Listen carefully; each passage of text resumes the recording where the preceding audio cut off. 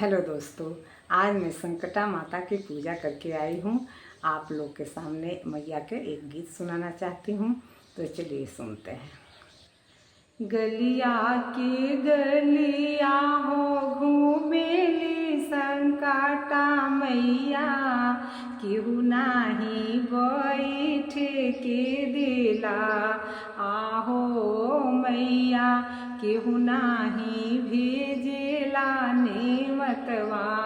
आहो मैया अपना वो सारावा से बोले ले सब सेवका लोगवा।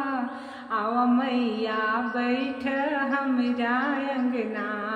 आहो मैया हम मैया के भेजिले नेमतवा।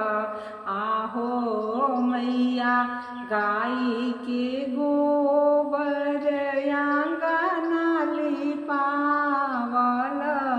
गजमती चौका पुरावल। आहो मैया सात सुहागिन के नेवता पेठावल, सातों के खोइछा भरावल। आहो मैया आई मैया बैठी हमरा अंगना। आहो मैया गलिया के गलिया हो घूमेली संकटा मैया, केहू नाही भेजेला नेवतवा।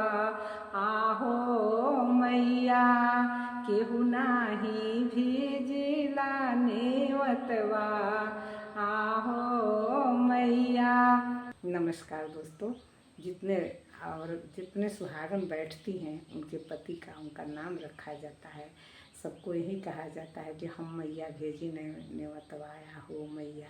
अपना वो सरवा से बोले ले कौन से का हम मैया भेजी ने नेवतवाया हो मैया। लंबा हो जाता है गीत, तो आज मैं आप सबके सामने माता का गीत सुनाई। अच्छा लगा हो तो एक बार कमेंट बॉक्स में जय माता जी ज़रूर लिखिएगा। फिर मिलते हैं कोई अच्छे गीत के साथ, तब तक के लिए नमस्कार।